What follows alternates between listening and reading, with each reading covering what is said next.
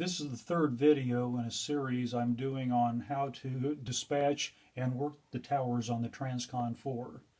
And specifically this video is going to be dispatching on the Burlington side. Just to review the territory, the Burlington dispatcher's inbound territory is from St. Paul down to West Aurora, and then on the outbound side from, of course, West Aurora back to St. Paul. Just remember that you're the dispatcher and only you can give life to that cold hunk of steel on wheels. You give it the track warrant and then it becomes an official train. Don't let them move without your permission. Secondly, you're the grand keeper of the pins. And third, you'll be calling the crews in most instances. I'm going to run through 4 scenarios of dispatching. It's a little bit complicated, but you go through much the same moves on each train depending on whose territory the train originates on and where it ends up. The first scenario, and we go to the TIC. Let's say I'm ready to call the train, so I go to the stack of TICs and I look at my extra board and I see that Thomas is the first one to be called. So this is train DWNR number 14, and it says it's sitting on the main line between Savannah and Rochelle. So I locate my pins, and there they are. They're on the main line. They're in the chute, as I like to say, and I hand Thomas the card, and since this is my territory, I say, go get on your train, Thomas, and give me a call when you're ready to pull. I haven't given him his track warrant yet. Now, there's some steps to make. Next thing I have to do is list his train on the call sheet, so I note the time that I've called him and I note the person that I gave the card to. I immediately pick up the phone. I call Aurora Tower to give him a heads up that DWR number 14 has been called and it'll be hitting his bell before long. I pick up the phone again and call 12th Street Coach Yard and give him a heads up that DWR 14's been called and he'll be hitting his yard before long. After I hang up, my phone rings and sure enough it's Thomas. He says, I'm on my train, I'm dialed in, and I'm ready to go. Now you're going to breathe life into that cold hunk of steel on wheels. You give him his verbal track warrant. And let's just say that I clear him to West Aurora. That's the end of my territory. So I move one pin here to West Aurora. I leave the other pin where his train originated. And I tell Thomas, when you get to West Aurora, you're going to have to give Aurora Tower a call to get permission to come into Chicago. Now, time goes on, and what I should hear is eventually Thomas OSing past Aurora Tower. That's an OS point, which stands for on station.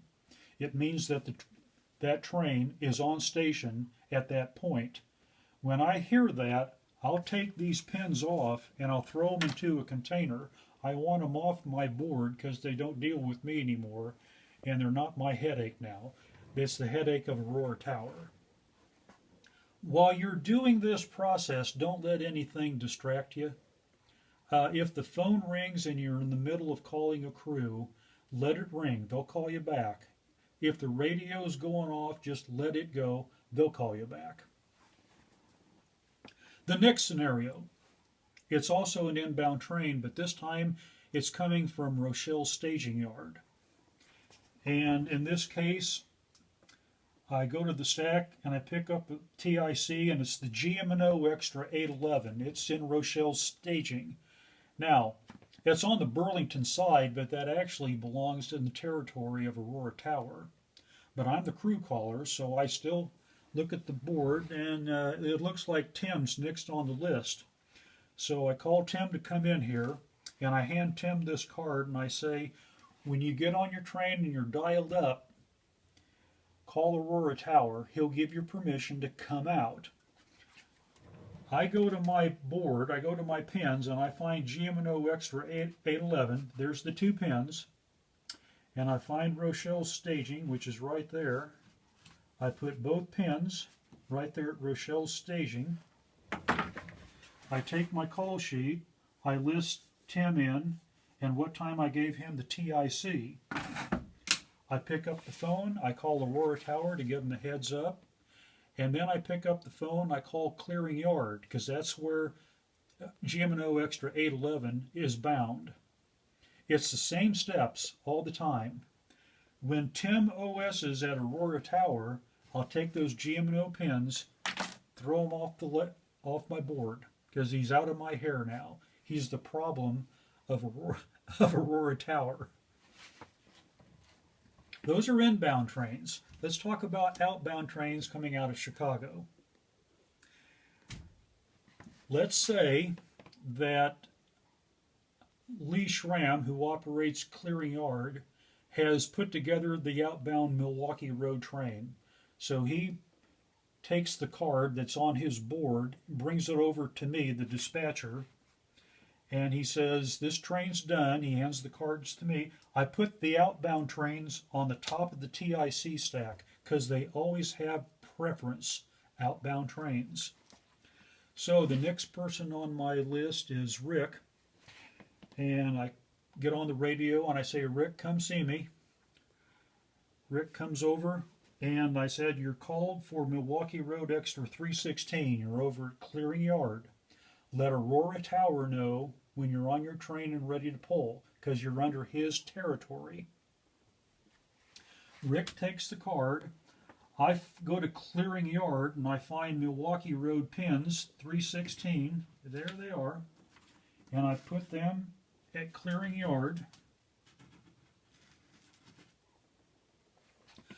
I pick up the phone, I call Aurora Tower, give them heads up that Milwaukee Road Extra 316 has been called. I'm waiting now for Extra 316 to OS at Aurora Tower on his way into Rochelle's staging. That's where he's bound. 316 never does really hit my territory, but since I'm the grand keeper of the pins, I have to know about this. When I hear him OS at Aurora Tower, I take these outbound pins and I throw them off my schematic because he's out of my hair now. He's off the board. The last scenario we'll go over is an outbound train coming out of Cicero Yard. Now this is the Burlington Freight Yard in Chicago. So coming out of the Burlington Freight Yard, he's going to be running on eventually my territory, but he's originating in the territory of Aurora Tower. Much the same thing. The next person I'm calling is Jim. So I give Jim a call on the radio, tell him to come see me. Hand Jim the card, tell him go find his train, get dialed in. I go to Cicero Yard, and there's the train, CB&Q Extra 535. I put both pins down here. I call Aurora Tower, let them know that Extra 535 Burlington has been called and to expect him. I'm waiting now to hear an OS when 535 hits the tower, and I'll start moving my pin. Eventually, Burlington Extra 535 is going to have to give me a call because he's going to be rolling off of Aurora Tower's territory onto mine, and that's going to be at the home signal at West Aurora. So on the radio a few minutes later, here comes a call. It says, Burlington Extra 535 to Burlington Dispatcher. I'm here at West Aurora. I'm going to move my pins down here to West Aurora. And I'm looking at my board and I'm seeing I've got a clear railroad in front of him, so I pick up my radio and I say something like, Burlington Extra 535, you're cleared all the way over to the lift bridge, get yourself up to the second level, and then you're cleared all the way in to St. Paul. And that's basically the same routine you do for every train. It's just knowing whose territory the train is running on and who they're to contact. I know this was A little complicated. Some of you saying a little complicated. It was a lot complicated. That's okay. Watch the video again, and then watch it a third time if you have to, and it'll come to you. Men are not good communicators. And in railroading, 90% of your job is communicating, so you're going to have to learn to be a good communicator. All right, next video.